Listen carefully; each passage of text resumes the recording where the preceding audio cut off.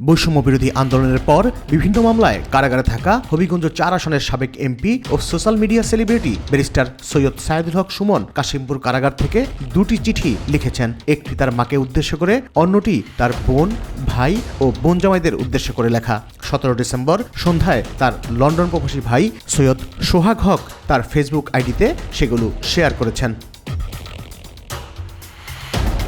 মায়ের কাছে প্রেরিত চিঠিতে ব্যারিস্টার সুমন উল্লেখ করেন, দোয়া রইল, আমাকে নিয়ে কোনো দুশ্চিন্তা করবেন না, আল্লাহ যা করেন ভালোর জন্যই করেন। প্রথমে একটু কষ্ট লাগতো, এখন সব ঠিক হয়ে গেছে। নিয়মিত নামাজ, কোরআন শরীফ পড়ি, বাংলা তর্জমা করা কোরআন পড়তে অনেক ভালো লাগে। আপনি নিজের শরীরের প্রতি খেয়াল রাখবেন। সারা জীবন আপনাকেই বেশি কষ্ট দিছি।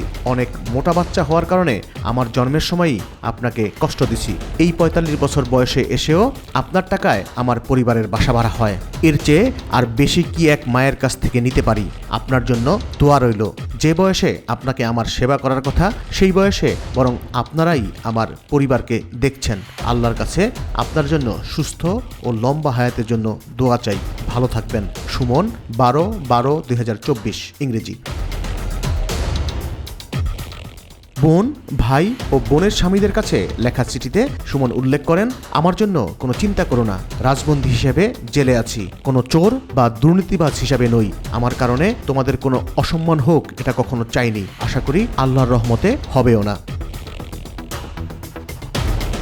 চিঠিতে সুমন আরও উল্লেখ করেন, অনেকে বলে আপনার কি সম্পদ আছে? দীর্ঘদিন জেলে কিভাবে খরচ চালাবেন? আমি উত্তর দেই, আমার বেশি সম্পদ না থাকলেও 5টি বোন আছে, একটা ভাই আছে, এটাই আমার সবচেয়ে বড় সম্পদ। শুধু জেলে কেন, আমি পৃথিবীতে না থাকলেও আমার কোনো আফসোস নেই। বোনেরা, আমার পরবর্তী প্রজন্মের জন্য তোমাদের চেয়ে ভালো অভিভাবক আর কেউ হতে পারবে না। তোমাদের জন্য অনেক অনেক দোয়া রইল। ভালো থেকো তোমরা সবাই। আল্লাহ চাইলে দেখা হবে শীঘ্রই। সুমন, কাশিমপুর কারাগার থেকে, 17/12/2024, ইংরেজি।